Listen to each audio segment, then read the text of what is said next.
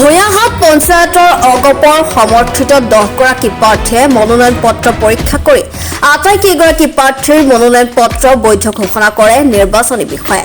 আগন্তুক পঞ্চায়ত নিৰ্বাচনত ভূঞাহাট গাঁও পঞ্চায়তৰ অগপৰ সমৰ্থিত 10 গৰাকী প্ৰাৰ্থীয়ে জয়ী হোৱাৰ আশা প্ৰকাশ কৰাৰ লগতে ৰাইজৰ পৰা সহযোগিতা কামনা কৰিছে অগপ দলৰ কৰ্মীসকলে।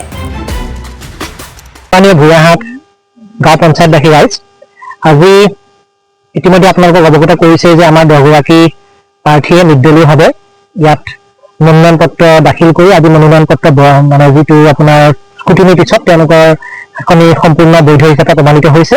এতিয়া কথাটো হৈছে যোৱা 5টা বছৰত ভূঞাহাট গাঁও পঞ্চায়তবাসীৰ উন্নয়নৰ কাৰণে অসম গণ পৰিষদ দলৰ নেতৃত্বত তেতিয়া সভাপতি সন্দীপ বৰুৱাদেৱ আৰু তেখেতৰ ৱাৰ্ড সদস্যসকলে যি ধৰণে গাঁৱৰ ৰাইজৰ মাজত সোমাই ৰাইজৰ বাবে বিভিন্ন কৰ্ম কৰি গ'ল আৰু সেই কৰ্মখিনিৰে আমি উন্নয়ন যিখিনি হৈ গ'ল সেই উন্নয়নখিনিৰে আমি ট্ৰেডমাৰ্ক লৈ সেই উন্নয়নখিনিকে আমি মূল আহিলা হিচাপে লৈ পুনৰবাৰ আমি এইসকল নিৰ্দলীয় যিহেতু এইবাৰ কোনো পঞ্চায়তত যিহেতু আপোনাৰ কোনো দলীয় প্ৰতীক নাথাকে, গতিকে আমি এই সকলো প্ৰাৰ্থীক লৈ আমি পুনৰবাৰ ৰাইজৰ ওচৰলৈ যাবলৈ বিচাৰিছোঁ। গতিকে ৰাইজে নিশ্চয় আমাৰ আশীৰ্বাদ দিব আৰু ৰাইজক আমি এটা কথাই ক'ব বিচাৰিছোঁ যে আমি কোনো যিহেতু এইটো নিৰ্দলীয়ভাৱে হৈছে আমি কোনো দলীয় কোনো সতীৰ্থ বা কোনো আমি বিৰোধীক আমি কোনো কাৰণতে আমি কোনো ধৰণৰ বেয়া কথা আমি নকওঁ। সকলোকে আমি শুভেচ্ছা ইয়াত সুধি যিখিনি পঞ্চায়তত বেলেগ বেলেগ তৰফৰ পৰা উঠিছে, বেলেগ বেলেগ ৱাৰ্ড সদস্য বা এপি মেম্বাৰ, এই গোটেইখিনিকে আমি আমাৰ ফালৰ পৰা আমি শুভেচ্ছা প্ৰদান কৰিছোঁ আৰু আমি ভাবোঁ যে ৰাইজে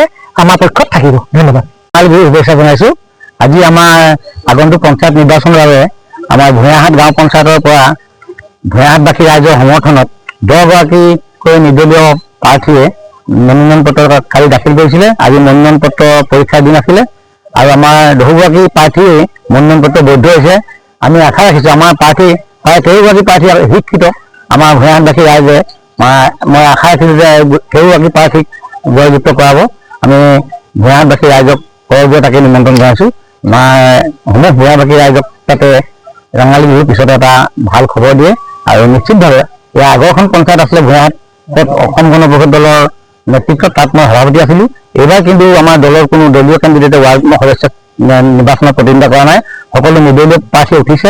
কিন্তু তথাপিতো এই নিৰ্দলীয় প্ৰাৰ্থীসকলৰ সৈতে মোৰ আগৰ পৰা নিবিড় এটা সম্পৰ্ক আছে। সেয়ে মই ৰাইজক জনাইছোঁ যে আমি যোৱা পঞ্চায়ত ৰাইজৰ মাজত কেনেকৈ কাম বন কৰিছোঁ নিশ্চয় দেখিছে আৰু এইবাৰো যদি এইসকল নিৰ্দলীয় সমৰ্থ প্ৰাৰ্থী যদি আপোনালোকৰ সমৰ্থনত জয়লাভ কৰে আমি নিশ্চিতভাৱে আপোনালোকক এটা কথা ক'ব পাৰোঁ যে এখেতসকলে এখন ভাল পঞ্চায়ত উপহাৰ দিবলৈ সক্ষম হ'ব। ধন্যবাদ।